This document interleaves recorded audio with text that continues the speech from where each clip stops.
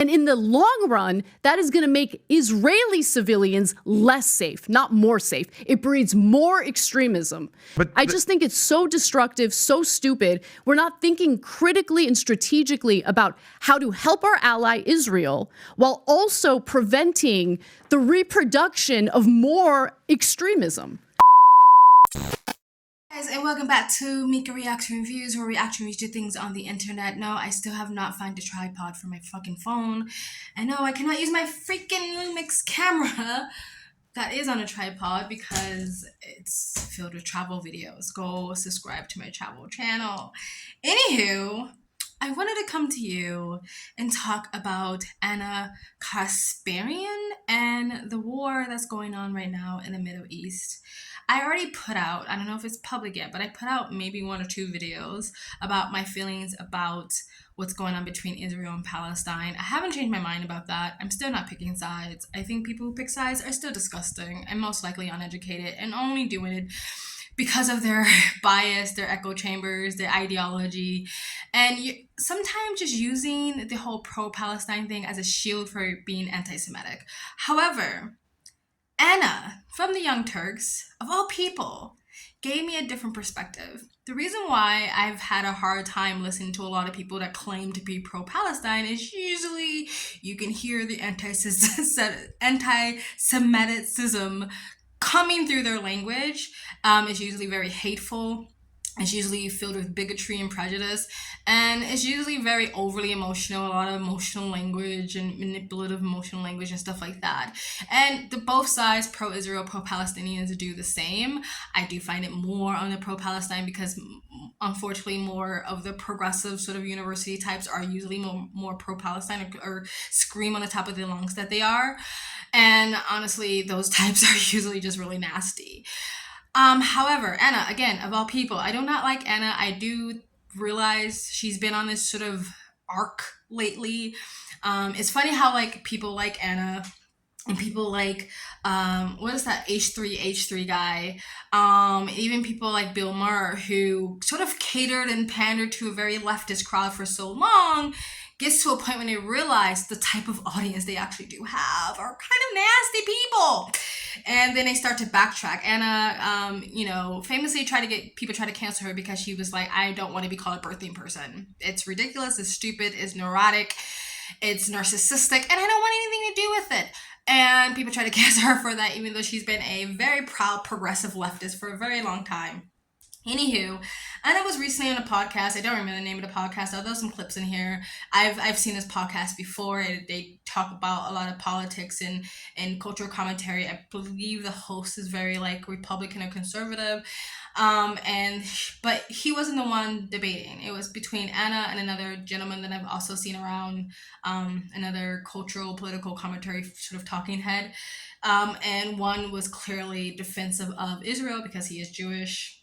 And Anna was clearly not defensive of Palestine, but honestly, like she was leveled. She was like level-headed or kind of more well-rounded. She made it very, very extremely clear that she thinks Israel should be able to defend themselves and America should back up Israel being able to defend themselves, and that she thinks America's allyship with Israel is really good and she's pro-Israel and all this stuff. So let me jump in on this conversation because my views on it are a little more nuanced.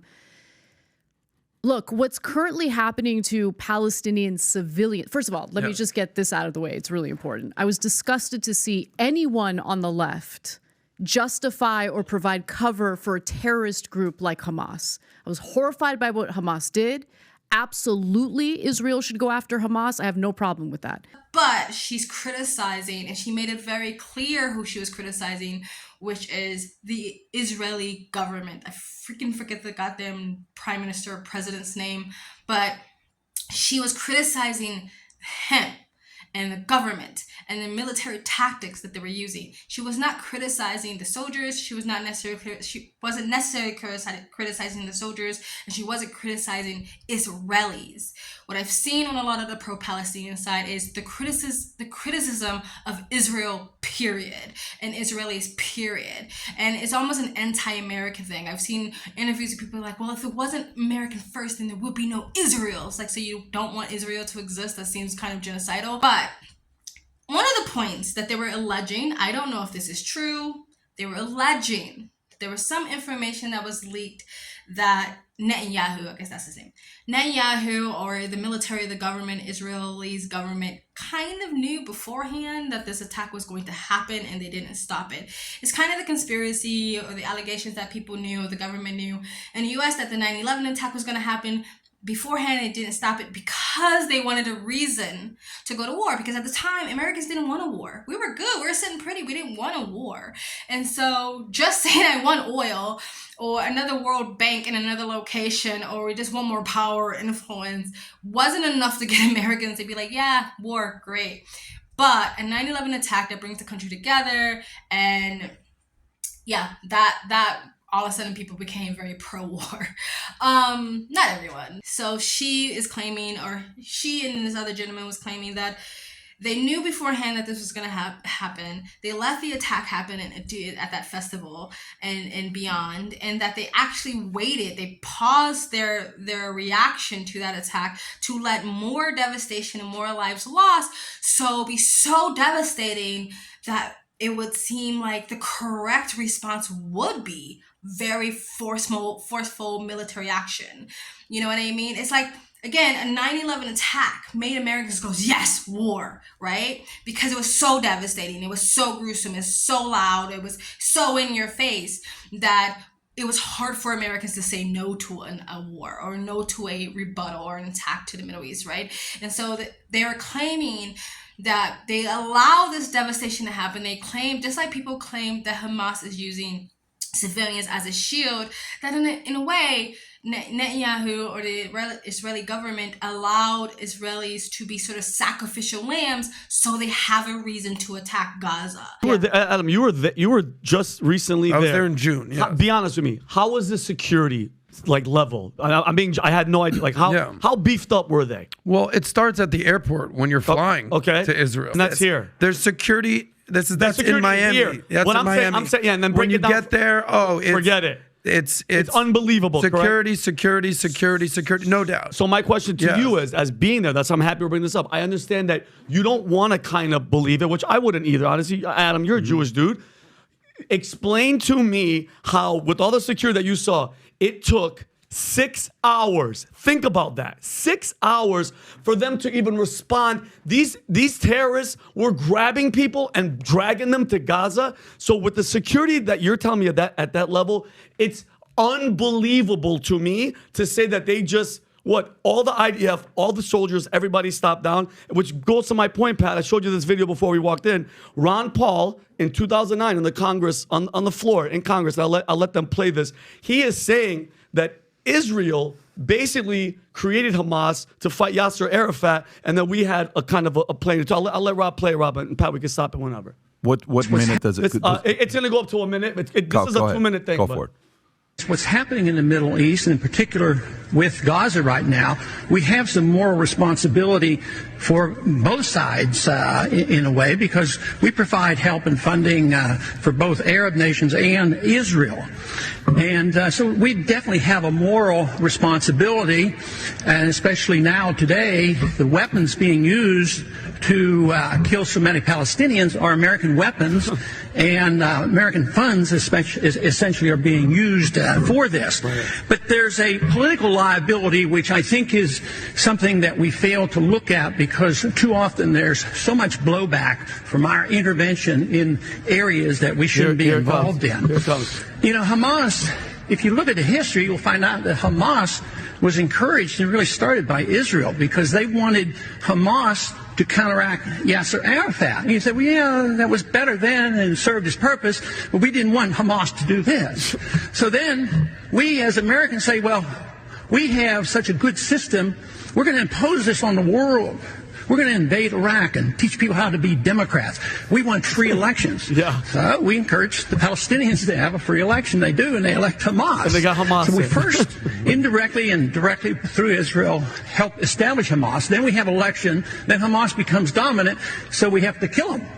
You know, it just doesn't make sense. During the 80s, that's it. You can stop right there. But Pat, like, what a point where they kind of created it to fight Yasser Arafat, but then at the same token, it's like you created a monster. I mean, we did the same thing with the Taliban in Afghanistan. Bingo. He was going to get there too. Bin Laden. Perfect point. Yep. And he was just about to go there. We start like we're creating these monsters, and then we go, oh my God, the monster did monster things, and we're like, how could they? So, and going to my point, Adam, and I love you to death, bro. It's just. And I'm getting messages, mind you, on Instagram from people, Israeli people. They're like, yo, dude, we feel your pain. We understand. We want to know now. When you have John Kirby, the day it happened, going, no. Now's not the time to question. Because I know we're talking about accountability years down the road, Adam, because there's war right now. They're attacking the ground invasion. The incursion right now is absolutely insane. But it's like, I'm not one of those down the road, we'll talk about it. Like you talked about George Bush Jr., he belongs in prison. And if Donald Rumsfeld, I would dig his ass up and put him in the electric chair. That's how much these people killed over 1 million people, soldiers, Americans, everybody. Now we're just supposed to be no, just forget about it. And now you see Bush going up and talking with Democrats. It's like, bro, take your ass to jail. I hate that shit. It drives me bananas. Well, Anna hit the nail on the head. Like anytime America gets involved in regime change, it's a freaking disaster. Yeah. Definitely. Afghanistan, Iraq, what they're trying to do with the PLO here. But Pat brought the biggest point to the thing. Number one, we need to be focused on America. Who are America's allies come second? Is it Israel or is it Hezbollah, Hamas, ISIS, Al Qaeda, Islamic Jihad, the Muslim Brotherhood? Israel for 200. What are we even talking about? Israel right for here? 200. What are we even talking about right here? Like this equivocation, especially on the woke college campus left. That's alleged. That is what they're alleging. I don't have no idea. I don't know where they're getting their information from. I don't know, who they're listening to. Adam, see a story like this. What do you think about the fact that former head of Israel military intelligence says Netanyahu got all the warnings? Well, look, I'm not in the camp that Netanyahu intentionally allowed this to happen. I'm not there whatsoever. Do I think that they took their eye off the ball because they were so hyper-focused on the judicial form of the power grab that's been taking place in Israel over the last few years, especially after he was, in and out of office? Yes. But that doesn't mean that he intentionally wanted the rape, murder, killings of over 1,000 innocent civilians. I'm not there whatsoever. So those stories, I feel like, are very inflated and conflated, and it's just an easy narrative. He's even said after this war takes place, I'll have to hold myself accountable for what happened here, and he will be held accountable. But I'm not there. It's just in a convenient theory that, of course he allowed this to happen. He looked the other way. Was there a stand down order like Charlie Kirk basically mentioned? I'm not there. I haven't seen evidence of that. And quite frankly, I don't even want to believe that. But he's going to be held accountable by his own people. No doubt on that. But I'm saying if that in fact is true, that is absolutely disgusting. And if that is fact true, more of the U.S. Media should be talking about that. But I don't know if that's true. And I don't know how you can confirm that. The other thing that was alleged, again, I don't know. This is just alleged that Israeli military is stacked, all right? They're not a bunch of peasants with some pitchforks, right? They're stacked. They have all the armor, all the weapons. They have the top of the top, the grade A, cream of the crop, creme de la creme of war weapons and intel, that they have enough special ops, military men and women who have trained to covertly go after people. They trained for this for years and years, their whole life. They have the top of the top. And even if they don't have it in Israel, they can get American special ops to do it, that there is a different way they can go after Hamas, which is special ops, sort of secret, quietly target him and go get him. Instead of doing that, they're picking option A, which is just bomb the fuck out of Gaza, which again kills a lot of civilians. If you wanted to root out Hamas, you send in special ops. I agree. Okay, that is how you do it. And I'm not saying that as some lefty. Jocko Willink said that. Someone who is incredibly experienced in the military. He's like, this is how you get Hamas. Bombing the crap out of residential buildings, okay, out of that Greek Orthodox Church, out of the areas where all of these innocent Palestinian civilians are living in or fleeing from, is not the right way to go. And look, that in the long term will not keep Israel safe, because what that policy of just bombing the crap out of that area and wiping out entire families does is it breeds more extremism. Okay. First of all, I think it's wrong. I don't think those civilians deserve this. Okay. The majority of the civilians living in the Gaza Strip weren't even born at the time that Hamas was voted in. Okay. Most of them, half of them are under the age of 18. Yep. Right? Yep. So the point that I'm trying to make is there is a way of supporting Israel, which I believe we should do, right? Without justifying what they're currently doing in the Gaza Strip, right? We should provide them with the intel they need. We should provide them with the weapons they need, with the condition that they're going to carry out these operations, special ops, as opposed to bombing the crap out of the Gaza Strip, killing all of these innocent civilians from a remote location. I think that's wrong. Now, people again have accused Hamas of using civilians as a shield. I don't know if that has been factually confirmed, but that's what people say. And Anna actually gave a really good example of why this is still not an excuse to bomb innocent civilians. If a terrorist was holding your mother hostage and the police came and didn't even attempt one iota, didn't even lift a pinky of negotiation to try to save your mother's life. Instead, they just blasted through her with bullets and bombs and grenades just to get to the terrorist. You would be pretty pissed off. No, regardless of how dangerous or how much influence that a terrorist might have had, you yourself will be pretty mad that they didn't even attempt to save your mother's life just because she was being used as a human shield. So Anna's rebuttal is basically like, just because civilians are or not, but if they are being used as human shields, that's not an excuse for Israeli government to say like, yeah, just bomb them. You know, like, there's no saving them, just bomb them, just wipe them out. Yeah, they're civilians, but behind the civilians is a terrorist, so just bomb them. That is not really a good reason. Now, I'm not military.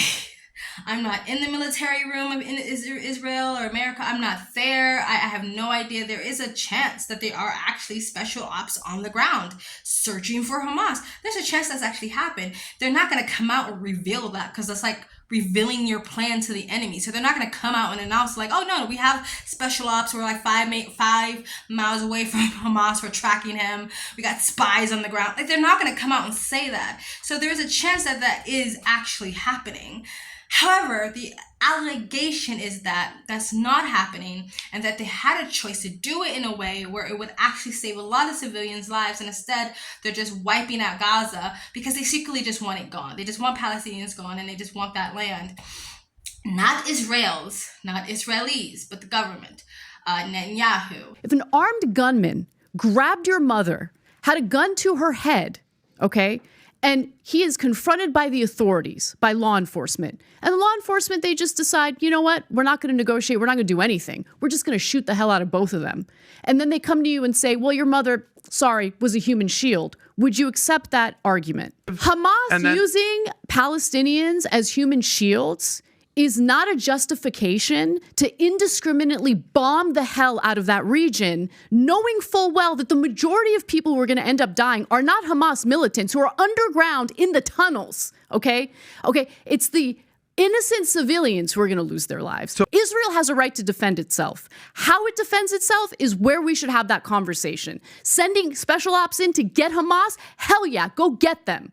But the idea that all of these innocent kids should lose their lives as a result of this, just, I don't believe it. I will never support it. So, again, this is all alleged. I don't know if that's true. I don't even know if they know that's true, but that's what the argument is, right?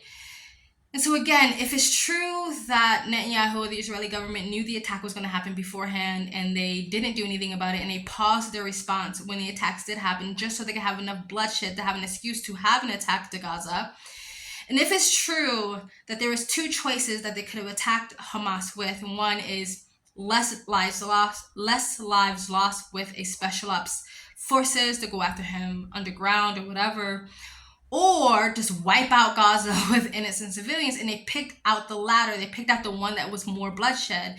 If those two things are true, that's disgusting.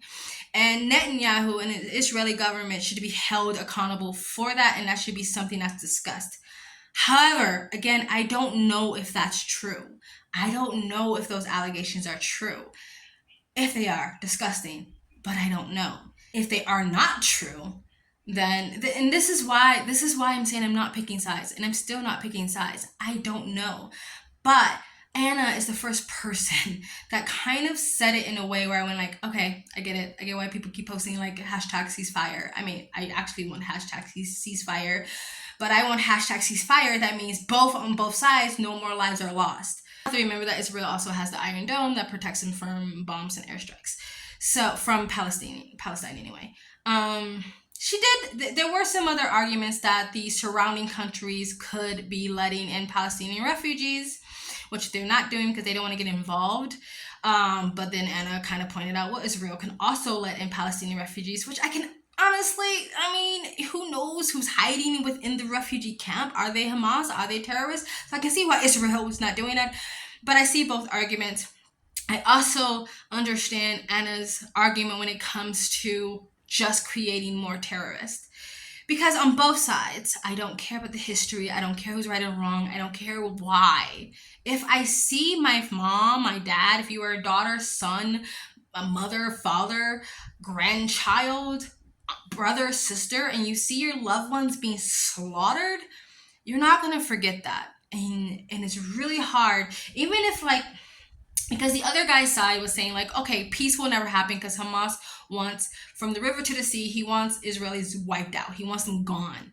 So as long as Hamas exists, no matter how many peace treaties or how much you say you want peace, it will never happen and terrorists will always exist. But you're still creating more terrorists because, again, if I see my family being slaughtered, I don't care if Hamas is a homicidal maniac. I'm going to join his side because you killed my fucking family. You wiped my family out. So you're just creating more manufactured terrorists. You're just creating more violence. Violence begets violence. واقرأ اليهود بيحكوا لنا هدول غدارين وبيحكوا لنا انه هدول بغدرونا هدول مش منيح اذا بطعن بدعس عليهم بيعلمونا انه الاقصى النا والنا يعني الحق يعني النا فلسطين والاراضي كلها النا نعمل حرب انه نفرجي اليهود انه احنا مش انه احنا مش شاطرين احنا قوايا كمان بيعلمونا ان الصهيونية هم أعدائنا وهم أهم إشي لازم يسوي فيهم عملية. يعني إنهم بيعلمونا بالمدرسة إنهم إرهابيين عمل عمليات.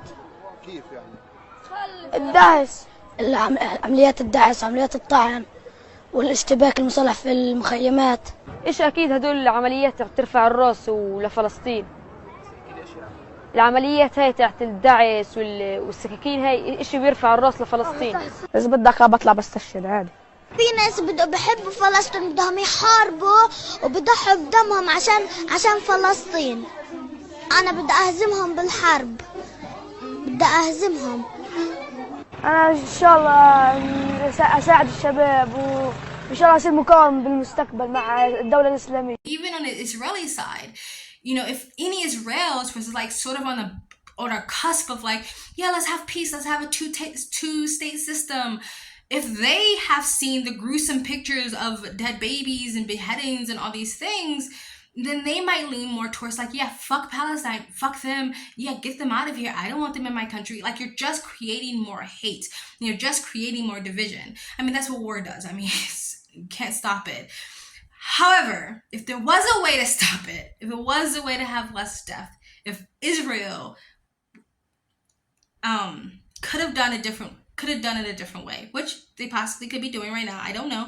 But if they aren't, and there was a different way to do it, where it would have had less lives lost, and it went directly to Hamas and got rid of Hamas, I think that would have created less future terrorists. You know what I mean? Or less hate or less division. But who wants that? That doesn't sell. That doesn't make money. I mean, we need to keep the war going. Yeah, 10, 15 years is going to be another attack because of what happened now with Israel and Palestine. We need that to happen because the war weapons industry need to make more money. I'm pretty sure, like I said before, I think there has to be Palestinians that don't like Hamas. So if you went after him and just got rid of him, then maybe there would have been Palestinians who were like, thank you. Yeah, we want to join your two-state now. Who knows? And in the long run, that is going to make Israeli civilians less safe, not more safe. It breeds more extremism. But I just think it's so destructive, so stupid. We're not thinking critically and strategically about how to help our ally Israel while also preventing the reproduction of more extremism. Yeah, the extremism is never going to go away. It's not That's going to go. the foundation of what Hamas is. It's not going to go away. In their founding doctrine, let me tell you something. Their entire doctrine is to eliminate every Jew that lives in Israel. Let me explain. Do you acknowledge the founding doctrine of what Hamas is? The annihilation of all Jews? I hate Hamas. Okay. Let me be clear. So the question is, how do we annihilate them? Well, you can't find. I need you guys to understand Nobody something. wants to see innocent civilians killed. Understand Nobody, including the IDF. If a government wiped out my entire family, I have nothing left to live for. And I'm real angry, okay? That is a dangerous combination. And that is exactly what is being bred right now as we speak, as entire families are getting wiped out, civilian families in the Gaza Strip. I want a peaceful two-state solution. This ain't the way to get it.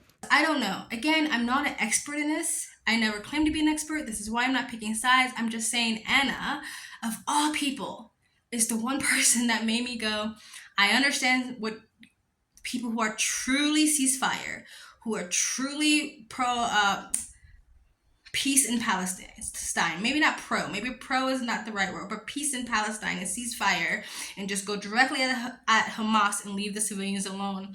My camera is shaking because my hand is like getting tired. But I now understand the argument. I'm still not picking sides though, because again, I don't know. All the stuff that I just said, all of those are allegations.